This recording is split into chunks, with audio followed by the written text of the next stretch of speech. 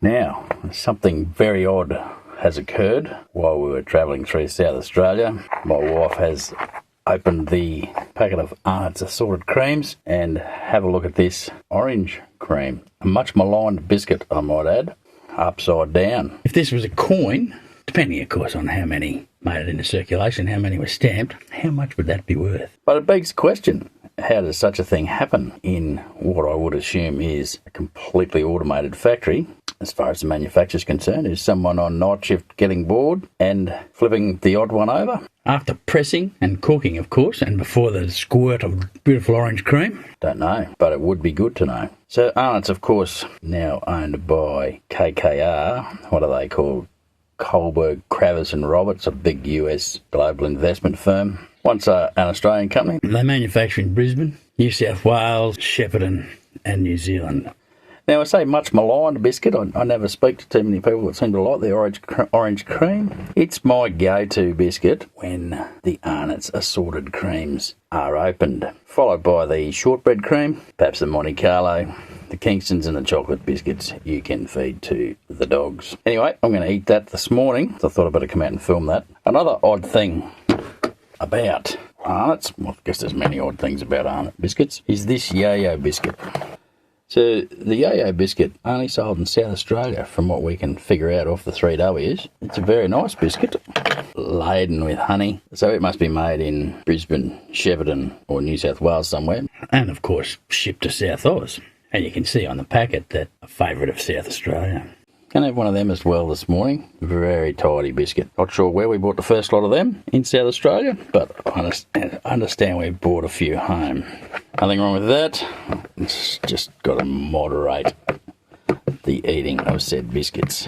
The yo-yo biscuits in the 250 gram pack, made in Australia, doesn't give a location. There'll be a batch number printed somewhere that will allow it to be traced back to a factory. As I snap the lid shut on the Tupperware and put these things back up here in the... You see, I'm always getting in trouble for not putting the lids on properly. I'm told they're seals. Putting them back up here in the... all up here in their Tupperware. In the no good for you cupboard. With the fruitcake there. And of course the assorted creams. Some days, and I'm an early starter, I'm generally up 3:30 just to see what's going on in the markets in the world.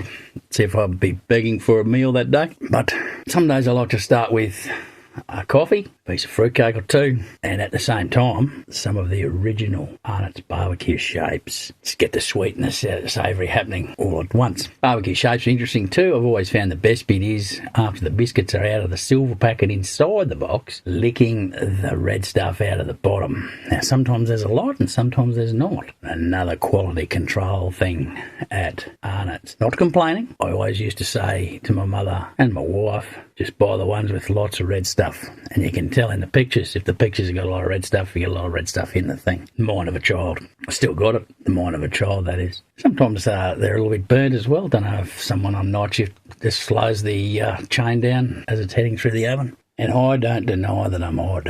I think I've given away enough here to prove that I'm odd. Question is, am I, as diagnosed by two accountants and the holder of Masters of Business, fully insane? Now, their perception is that I am, but they'll never really know. And their perception is that because it made them feel good, but they'll never really know. So, just about time for me to get into the serious stuff. What I see as serious anyway, a bit of agriculture. Grow a lot of grain in South Australia on not so great soils, marginal one would call it. Some of the stuff we saw, and I'm going to do something I promise I never would. Here's 3 things that, and one of the big ones will be, I'm a bit of a people watcher, and I had a number of interactions with people. Never instigated by me. I don't know if it's because I'm working hard on the feral number 1 look. People seem to see the need to come and see if I can speak or if I'm still using a rock as a hammer, but they always end up interesting. So look out for Maury the farmer, a strange interaction in Karoonda, and others along the way. Can't help being a people watcher. I don't deny people being what they are like. That's fine by me, but all goes down to my experience. So look out for it. My phallic cactus is starting to flower, but that'll look rather spectacular. when those ploughs come on out. But I do have some observations on the car and the van, not to do with performance, but, well, maybe one of them would be to do with performance if I was running a supercar team. I'm sure everybody knows this one. It's about tyre pressures.